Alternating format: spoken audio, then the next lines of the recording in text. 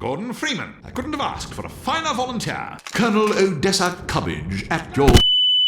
Now, I'm no retro gamer, but whenever I take a dip in the backwards compatibility pool to try something I heard good things about, I've rarely been disappointed. Driver 6 triggered COM satellite. Despite the games showing their age, I caught up on games I'd missed like Dante's Inferno, Sleeping Dogs, Psychonauts 1, and Split Second, and when I think back to the experiences I had, I realized something about them and Half-Life 2. Many of those games were so damn good because at their core, they were three things: fun, simple, and manageable. After playing so many huge open world RPGs and sandbox action games of late, Sleeping Dogs and its modestly sized Hong Kong map felt like a breath of fresh air. I'm in. Find a way to make him trust you. Half-Life 2 hooked me in and had me so engaged that I just didn't want to stop playing. Its brilliant pacing, environmental storytelling, and level design kept making me want to continually just keep going to see or experience what happens next. No major distractions, no threat of missing out on some unlockable item if I didn't check every single corner. Squirrel! When you do find a hidden cache, it's nothing more than health and ammo to help you get through the game. Back in 2004, Half-Life 2 introduced mind-blowing, literal game-changing physics and material systems that, by now, shouldn't feel all that special anymore. But they do, because the game did so well to actually make excellent use of those features to create puzzles and gameplay experiences, and yet, our technology has improved a gazillion fold since then. And yet, you rarely play any big AAA title that uses modern-day physics systems to deliver fun and interesting gameplay in such an intuitive way. It's a complex system, but applied with a simple goal: to add to the fun.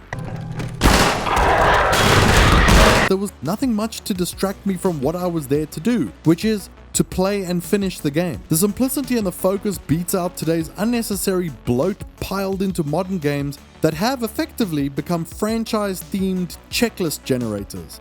Its potential is even greater than that of the T-Virus. Back in the day, games like Resident Evil knew how to pack tons of value into a single game by offering you clever incentives to keep playing and playing.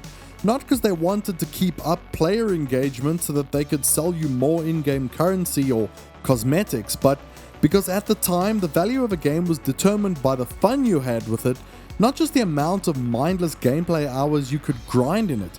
And if you really enjoyed those franchises and became a fan, they knew you'd come around to buy the next one. Happy RE6 Capcom community. We're here at the launch event at GameStop in San Francisco. A commenter on my recent Star Wars Outlaws video said that as a completionist, they think that 70 hours just doesn't cut it these days.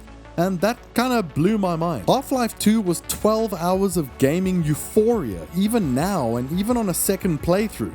Some of my other favorite games of all time are pretty similar. Uncharted 2 was also 12 hours of gaming at its finest. Mass Effect games were around 25 to 35 hours. 2018's God of War, which I consider to be a nearly perfect game, was 20 to 30 hours. Wait, what? Sure, I've also played and loved great big long games like Witcher 3, GTA 5, Cyberpunk, and Skyrim, and I spent 205 hours on my playthrough of Elden Ring, not even counting the expansion. But it's naive to think that every publisher and team can deliver games at that scale and quality. To be fair, it's equally naive for those publishers to think that they can deliver broken, inferior bloat fests packed with microtransactions and expect gamers to run out on launch day to spend $60, $70, and even $80 equivalent prices to play them on day one. And then when those games don't sell well, they cancel all future content and fire the team. Unfortunately, those publishers said it loud and clear, and we all listened. Why buy it at launch when it's broken and expensive when you can easily wait a year thanks to today's overabundance of games and then buy the updated, polished version of the game for way cheaper? And so this begs the question, are older games really better? Well, in truth, I think that you can only really have that discussion around AAA blockbuster games because when it comes to AA and indie games, it's never been better than it is right now. And in many ways, they're the heroes who are keeping that old torch lit. If there's room.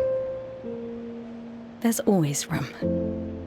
When it comes to huge franchises and modern AAA titles, aside from some unique exceptions, or games that can have insane amounts of time and money invested into them because they know they're basically gonna print money when they come out. We're in a situation where large publishers are charging more, adding microtransactions and battle passes even to single player games, and still finding ways to cram in egregious product placement.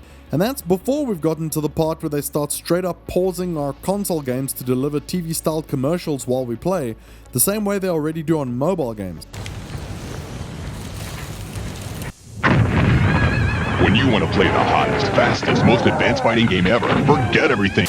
All you want is an immersive, engaging video game to sink your teeth into, a game that's focused on one thing, delivering a fun, visceral game experience or a thought-provoking story paired with some fun game mechanics. And I'm not saying that you can't get that from a AAA game today, but what I am saying is that if you take a little trip back to just a few gaming generations ago, you won't struggle to find them at all. I'm sensing some history here. These days, however, you'll be lucky to get a handful of those every generation, and it's sad that they just don't make the majority of them that way anymore, because the ones that do are the ones that we end up all talking about and thinking about for years and years to come. Trust me. Huh. I think I finally understand retro gamers. That's the end of the video. If you enjoyed it, hit the like button to let me know. And if you did enjoy it, I think you'll also want to check these out. Thanks so much for watching. I'll see you soon.